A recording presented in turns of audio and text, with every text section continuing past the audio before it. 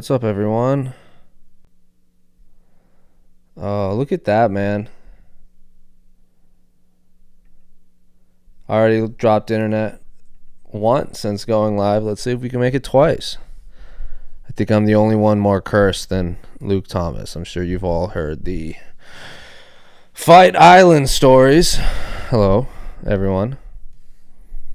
Yeah, I think Luke Thomas ain't got shit on me when it comes to technical issues. So anyway, I'm going to let this populate a bit. I've never done one of these before. Obviously, people have probably followed me on the A-Side live chat on MadeFighting.com. I'm sure they've remember preview shows, post shows, between the links, all that jazz. One person is watching. That's one more than I thought would be watching. So yeah, 100% increase in what I was expecting. I'm going to see if when we get to two people, then I'll start chatting. 2 people, look at that. I don't know how you guys want to do this. You guys want to interact in the YouTube comments? I see a lot of people tweeting at me.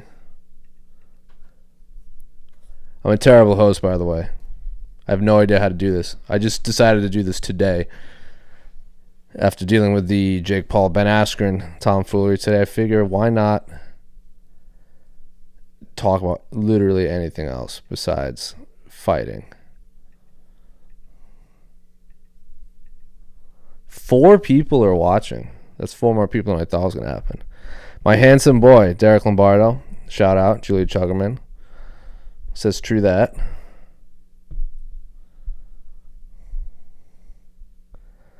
Derek Lombardo from Rhode Island, Paw Sox World. How's Wyatt?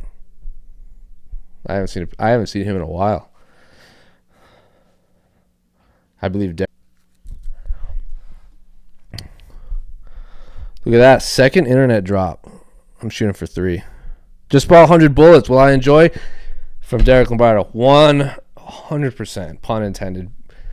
100 bullets is fantastic. When you say book 1, do you mean like book 1 like these? Like the kind of omnis? Here, one second. Let me take these bad layers off.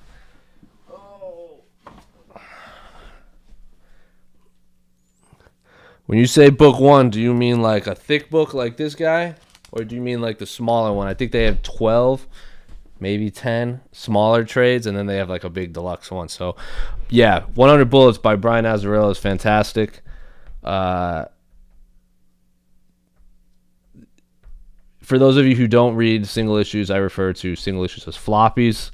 I refer to graphic novels as trades, and then omnis obviously means omnibuses, which is a fancy term for a big, giant, thick paperback hardcover, or you could call them absolutes, whatever you want to call them. Yeah, 100 Bullets is awesome. I don't know what issue it is, but there's a floppy in 100 Bullets, and I don't know what book it is, so I can't tell you, oh, go to book 3.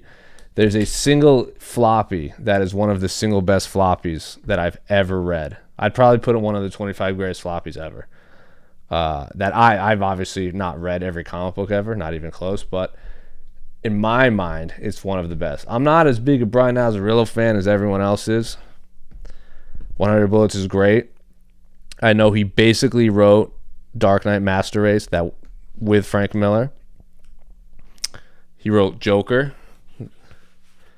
And he also wrote that god-awful Long Halloween animated movie. You know, the beginning with Batgirl and Batman have the fling on the rooftop, and that was just hot garbage. He wrote that too. So Brian Azzarello is I think he peaked with 100 Bullets, and everything else he's done, I'm like, it's all right. I have a friend Liam in LA who's a big, from whatever reason in my mind, he's a big 100 Bullets Brian Azzarello fan. I think he is just fine. I don't worship the ground he walks on, but 100 Bullets is his masterpiece as I pull off this price tag from this book. Yeah. Read 100 Bullets. Everyone read 100 Bullets.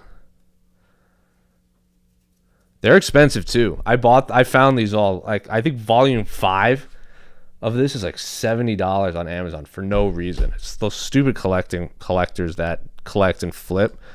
Like I have Irredeemable. I have, where is it? Somewhere on the shelf. Right here. You can't see it, but I have like the premiere volume. It's supposed to be 5 premieres, or you can see the smaller ones right here. There's 10 trades and then 5 hardcover premieres.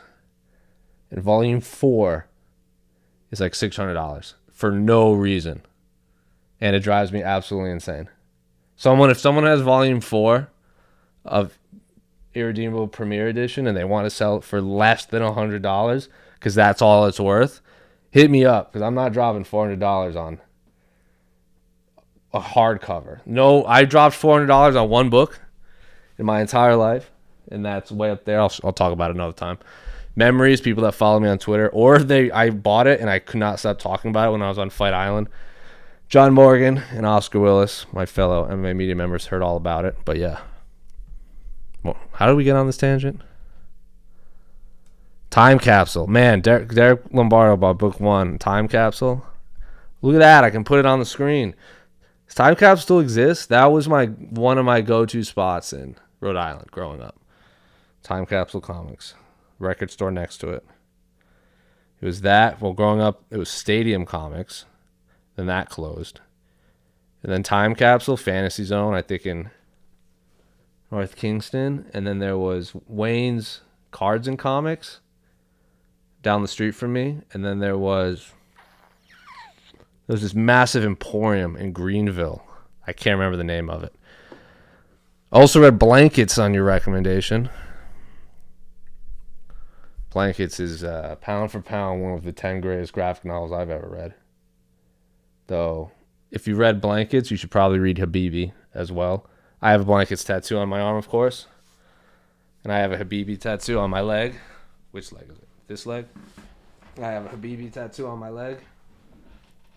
All my tattoos are pretty much comic book related. Habibi's a fictional story. Blankets is obviously... Where is Blankets on this book? Oh, it's right there. Duh. I'm dumb. You probably saw it before me. Yeah. Read Blankets. It's a masterpiece. Craig Thompson has put out like maybe 4 books. Habibi. Or Blankets, Habibi. My Crunchy Rice. Which is way up there. And then he has like a travel log that he drew rather than took photos. He wrote, Space Dumplings, obviously. It's a little fun one, too. Yeah, Blankets is... an emotional roller coaster. I remember he's obviously not watching this, but I lent my friend Will that comic book in Los Angeles, and I think he texted me at 1 or 2 in the morning saying as an emotional wreck, why would you make me read this? If anyone's dated someone and broken up with someone, read that. It is sad. It's also Craig Thompson's a genius. Writes and draws. Let's see. Anyone on Twitter want to chat? Tweet me at José Youngs, JOCYUNGS. Oh, yeah, it's in the... Where is it? Here? Are you reading Ed Brubaker and Sean Phillips' Reckless? No, I'm not, actually. From AO Betty's.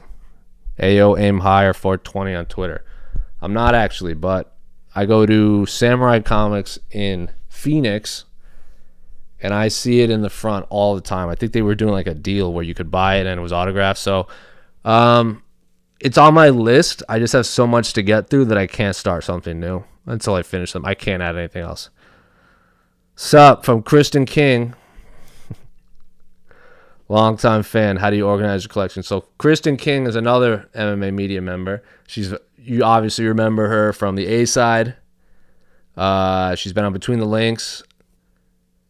She worked at Fanside with me, and she is awesome and one of the shining up-and-coming MMA media members out there. And someone hire her full-time because she is fantastic.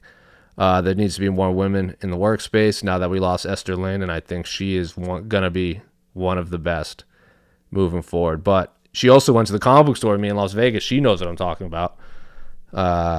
Alternate Reality Comics is one of the best comic book stores in America, and that is in Las Vegas. How do I organize my collection, though? So this middle shelf that wraps around is bolted in. You can't move it. You can't adjust this shelf. So anything heavy, as you can see, my Sandman collection, Lucifer, Books of Magic, Lock and Key, pretty much anything that is heavy goes in the middle just because it can't collapse the shelves. Berlin, which we'll talk about later, is the best comic book I've ever read. And other than that, I just try to group them in size. I tried to organize them for a long time by color. That just ended horribly because comic books are all over the place. And then I tried to group mangas together. That also ended horribly. So I just kind of grouped them together and where I deem fit. If, as you can see, this one shelf right here is all completed, almost completed collections right here, and it wraps around. So we got Powers, Unwritten, Sweet Tooth, Killer Be Killed, Umbrella Academy, Snot Girl, Transmetropolitan, which is if you're a journalist and you like Warren Ellis, read that. Irredeemable, Incorruptible, two incredibly underrated comic books. Books of Magic. The current Books of Magic. So we got Books of Magic. We got Lucifer, House of Whispers, like that whole Sandman universe. Criminal, Kabuki, Killbird Killed Again. Doomsday Clock and Watchmen, I kind of grouped together. DMZ, Swamp Thing, Promethea, and then right here is all This is all Batman right here. And it goes down. We got DC, and then Marvel's down here. All of my Ultimate Spider-Man. So I try to group them in size, color, however I want. You can see Preacher, Hellboy. All of the Usagi Yojimbo plus Legends, which I'm very proud of. A lot of people don't have that. It's very hard to find all of them. Akira, one of the greatest mangas. Probably the greatest manga I've ever read. 100 Bullets, as you can see. Here's a fun thing. Well, it drives me nuts, and Andre Filiu's on the A side, and it was kind of ticking off his OCD too. I'm going to adjust this camera a bit. As you can see, I have the complete Judge Dredd case files. Now, I thought I had the complete series of the Judge Dredd complete case files. You see my hat. Big Dredd fan. Not the Sylvester Stallone movie. The movie Dredd, though, is fantastic, but the comic book, you can see it's nice and pretty. 1, 2, 3, 4, 5, and it has them in the spines. For whatever reason, Volume 3 not only changed the spine color, but moved the number up. It has Judge Death, which I guess goes with the theme, because he is a bad guy. But then, lo and behold, I found out actually a few months ago, this is the U.S. published. These are published for the U.S. audience, these spines. They have a different variation in the U.K. where the spines are colored and there's no dread on the spine. This is 1 through 14 in the U.S. published company. I think it's Simon & Schuster. These will no longer be published in this way. So I need 15, 16, 17, 18. I can't do it. I can't bring myself to do it. It'll throw it all off. It'll be completely different. And I'm not saying, like, they're obviously I need them, but I don't want to buy the complete run of Dredd in the UK spines because I don't need them. So this is where my Dredd collection might end forever because my OCD would throw off. As you can see, like, I have the original Why the Last Man. I have the Paper Girls sagas, Ex Machinas, Providence by Alan Moore, League of Extraordinary Gentlemen, and of course you're probably wondering, why not just buy those big giant hardcover Omnis deluxe editions that we have? Actually, I think I have one of the Paper Girls here. It's just a bigger spine. It's like this big. They're fancy. I think omnibuses are overrated. I think Absolute's overrated. I think all of that is a little overrated because you can't read them comfortably. I like to read them in bed. I like to read them on planes when I travel. I like to read them on the bus. I like to read them on the train. I'm not like, I have these Sandmans because they look fantastic, and I like Books of Magic and Lucifer, and I like how these look. But I'm not carrying one of those through an airport. I can pack 5 trades paperbacks in my backpack and walk through and like read them comfortably. Like Killer Be Killed right here, these red spines right here. I can buy all 4 of those in one hardcover. I just think it's a little overrated to have omnibuses. One graphic novel that changed my life from a lovely young woman, Julia Chuggerman.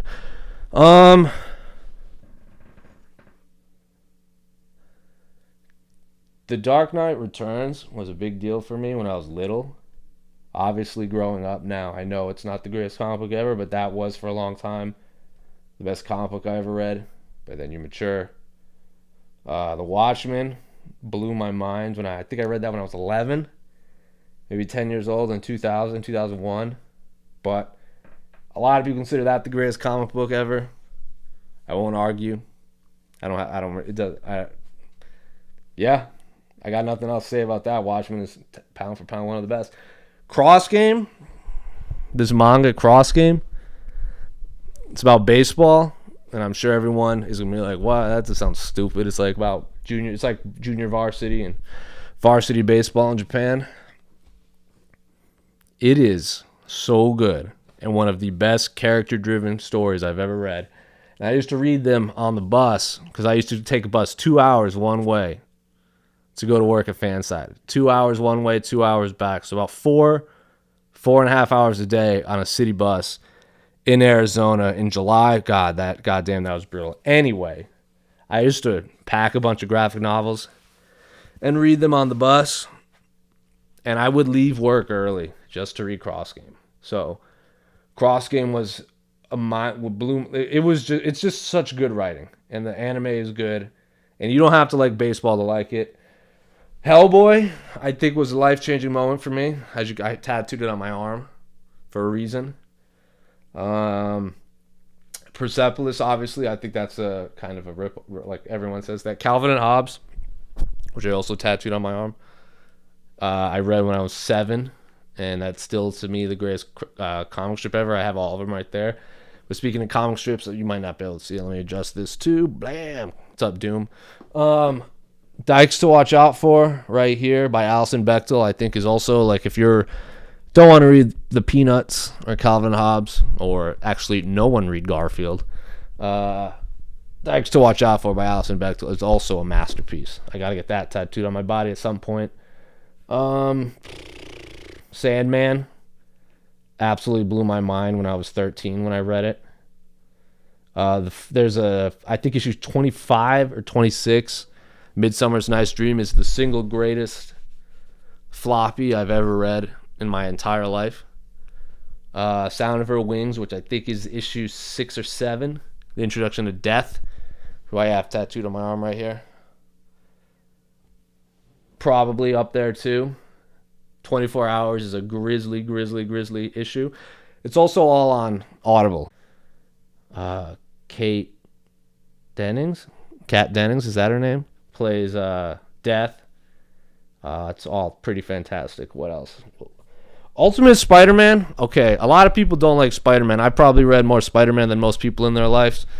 It's not my favorite superhero, but he's the one I've read the most. Obviously, because when you're a little kid, you kind of gravitate towards Spider-Man.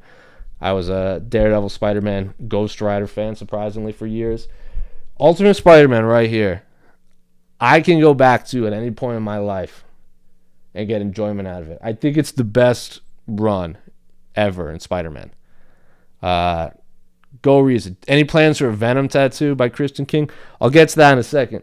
Everyone do yourself a favor and just go read Ultimate Spider-Man. If you enjoy the MCU, I have nothing against the MCU. I think I've maybe seen 3 or 4 of those movies. They just don't really interest me. I'm sorry.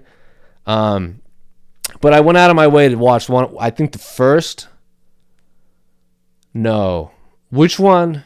No, I saw Homecoming. I don't think that's the first Spider-Man. I don't remember. Regardless. I watched Homecoming, and I loved it. I think Tom Holland is a fantastic Peter Parker. I was obviously a big fan of the trilogy with Tobey Maguire. Never saw any of the Andrew Garfield ones.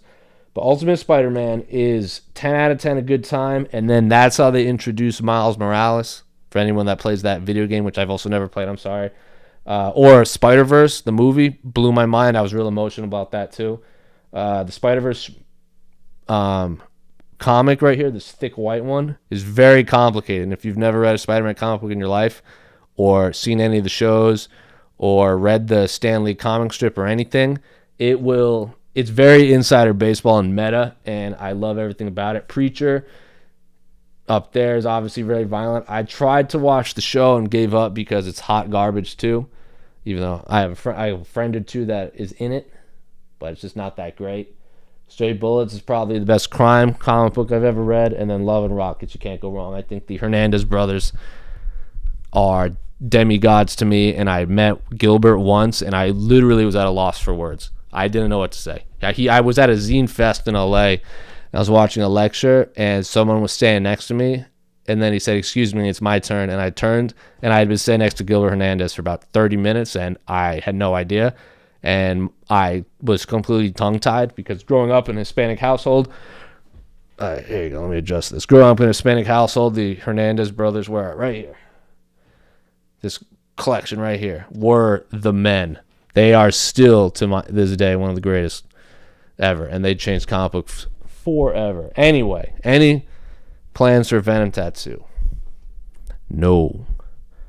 No. Not a big Venom fan. Let me rephrase.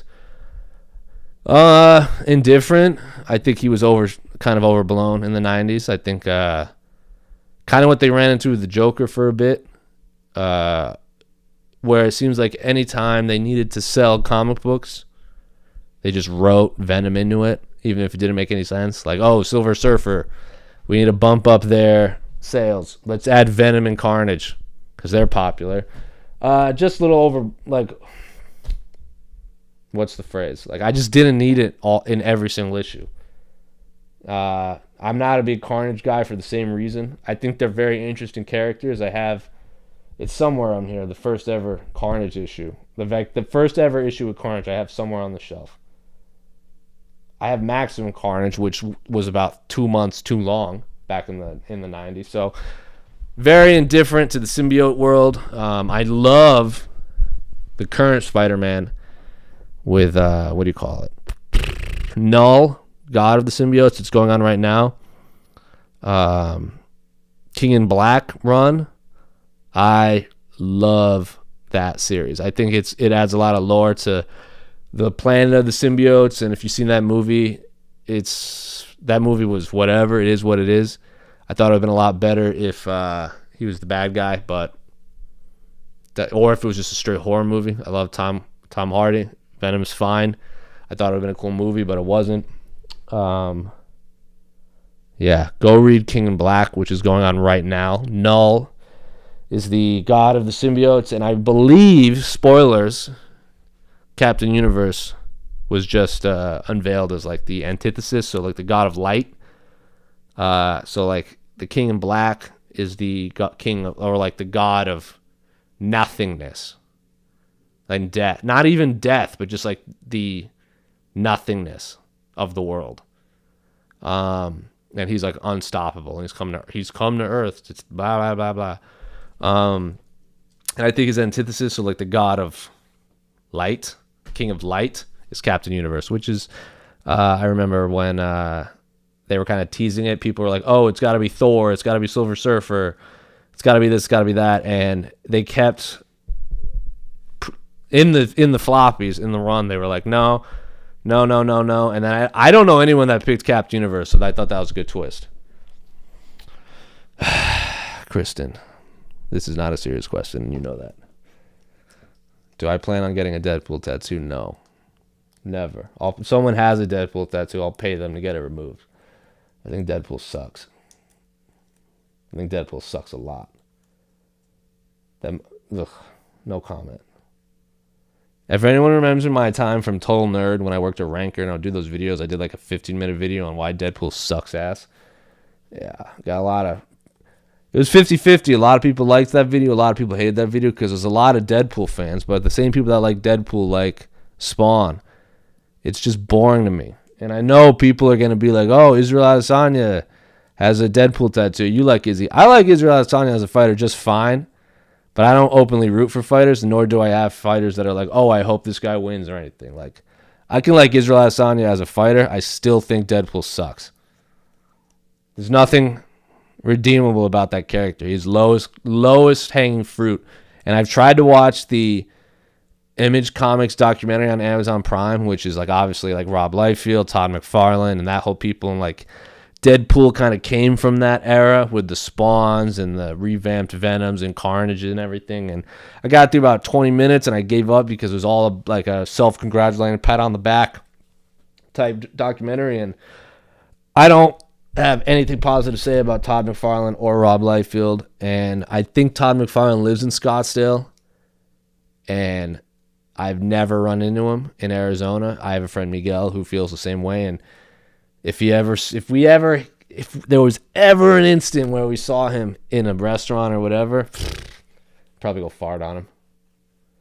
Say thanks for ruining comic books, oversaturating the market, the great comic book market. And I like Todd McFarlane's art in Spider-Man. When he was the illustrator for Amazing Spider-Man, which I have his run somewhere, when he was doing just the art and he didn't have to do any of the stories, I was a very big fan of Todd McFarlane. I thought he was a breath of fresh air. I liked how he drew webs.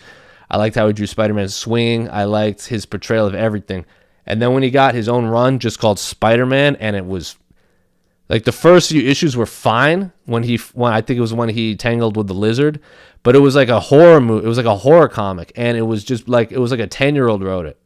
It was just like too violent, and like I don't want to see. Like I love Spider-Man. I don't need to see Spider-Man like fighting a cannibalistic lizard. It just doesn't do anything for me. And then it kept getting. And then there were some that were delayed because like shocker. Rob Liefeld takes way too long to write and draw because he needs to pack 1,000 things. It's 1,000 things into 30 pages when he should just slow down and make things count, make things important. And if he does good covers, and that's about it. I don't have much positive to say about Rob Liefeld. He did create Image Comics, like he was one of the creators, like McFarlane and everyone, and Liefeld and all those people like helped launch Image. Did I say? I don't remember what I said. Todd McFarlane, Spider-Man, Spawn, all that stuff. Spawn sucks too. Rob Liefeld with like Deadpool and everything sucks too. Yeah, don't get me started. Thanks, Kristen. 2 people watching. That's 2 more people than I thought would be watching.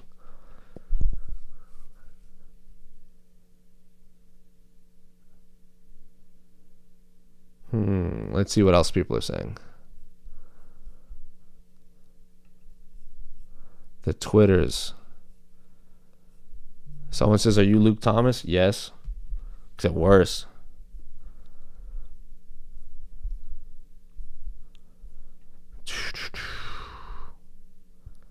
Someone said, at the Last Order yesterday, asked me if I'd ever read Invincible, which is a current, also I think just launched on Amazon Prime.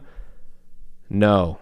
I've tried a few times because I appreciate the fandom of Invincible a lot. I think the fans are very outspoken, and I think it was an important comic book for a while. It was how the creator, I'm blanking on his name right now, I apologize.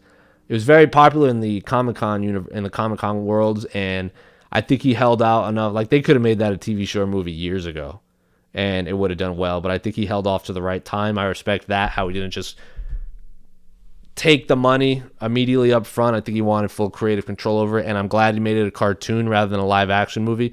I've also, everyone has experienced this. When someone tries to get you to do something so much that you just end up hating it. Like if I told you, like, you have to read Batman Long Halloween, and every time I saw you, I brought it up, you'd probably just hate it out of spite.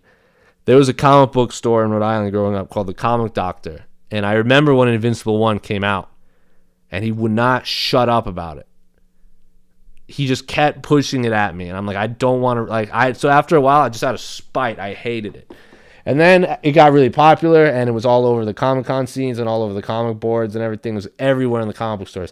Walking Dead was the same way. They just kind of came. It didn't come out of nowhere, but all of a sudden, they were just everywhere. And I just hated. I don't know. Like, people just kind of shove it down my throat. And then I tried to read it a few times. There are good moments. There are good stories. I just can't really get into it.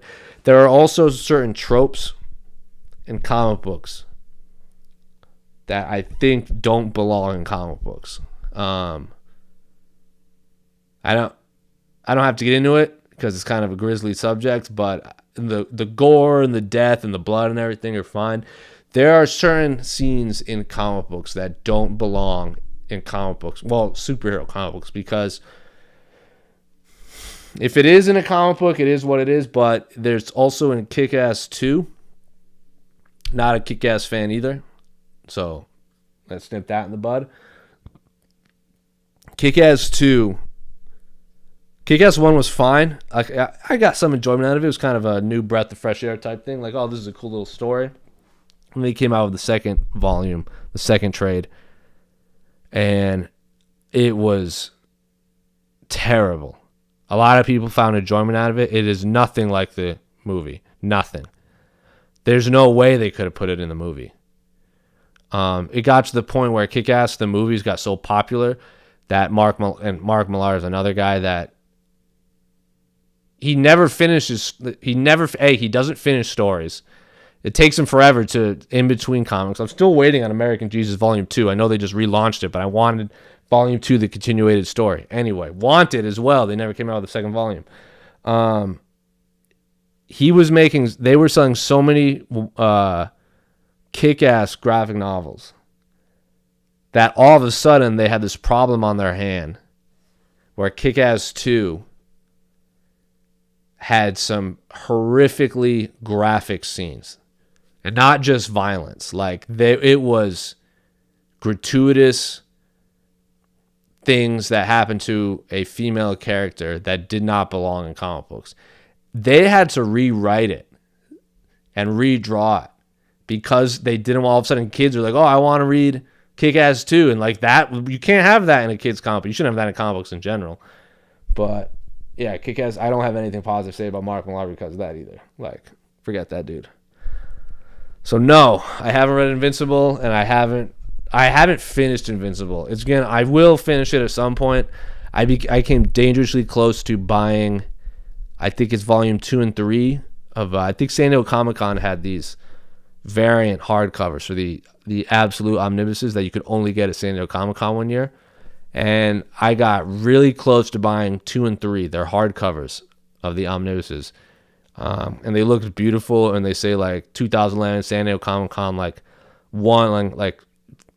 3,000 or 5,000. So there's only like 5,000 or something out there, maybe 10,000. I don't know the exact number, but someone was selling two and 3, and there's 3 volumes, and they're like this thick each, and they look beautiful on Reddit. And I came really close to buying them just because they looked awesome. And then I tried to find volume 1, and the price is so astronomical that it's just not worth it. And I don't like buying comic book graphic novels if I know I'll never finish the series. Hopefully that answered the question. And I know people like Invincible, and I really hope the show is faithful. But it's just not my thing. It's just not my thing. Let's see. People are talking about the Titanic in my Twitter mentions. I have no idea why. Someone said they wanted video game chat too. I don't play video games. I'm not, honestly. I play Cyberpunk, which is whatever. I play all of Mass Effect, which is the best video game ever. And I play Skyrim. And that's about it. Those are about all the video games. Oh, and The Witcher, of course. The Witcher 3. Those are about all the video games I've played in my life. So I'm the wrong person to ask about video games. There's this whole narrative that comic book fans and video game fans don't like each other, which is probably true. I just never saw an issue with anyone else that likes video games anyway. It's just I didn't grow up playing video games, so my mind doesn't go to them. I grew up reading comic books. I didn't grow up reading video games. So, interested to see which series he starts with.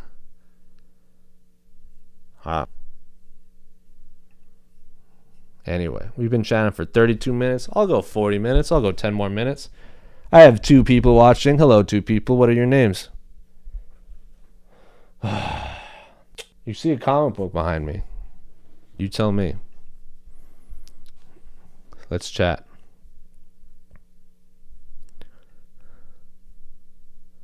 I don't understand why people in my Twitter mentions a tweet from Jessica Christgrew from the A-Side she tweeted this more than almost a year ago about the Titanic, and they're talking about it now.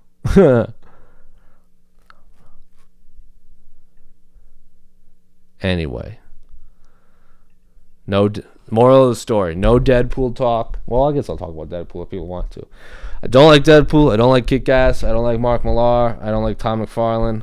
I don't like Rob Liefeld. I hate Spawn. Spawn might be my least favorite comic book character ever. And other than that, one person watching now. So maybe we'll end this week of Let's Talk Comics with José Youngs. I am José Youngs. This has been Let's Talk Comic Books. Maybe I'll do this again. I think we peaked with 5 or 6 people watching simultaneously. That's 5 more people than I thought. So that's a victory in my mind. But all of my Twitters, like, you can follow me. Where is it? Here? At José Youngs on all social platforms. Well, Twitter and Instagram. I don't really use Facebook. So follow me. Let's chat comics. Maybe I'll do this again. What's today? Thursday? Definitely not happen next Thursday. I'll be in Jacksonville for UFC 261. You can follow all that content over on MMAfighting.com and their YouTube page because they get more than 2 to 5 watches on stuff. You can find me on the A side. You can find me on all the shows. We're going to do a preview show tomorrow for the Ben Askren and Jake Paul thing. So, yeah. See you next time. If this was fun, let me know. Maybe I'll do it again. Maybe I won't.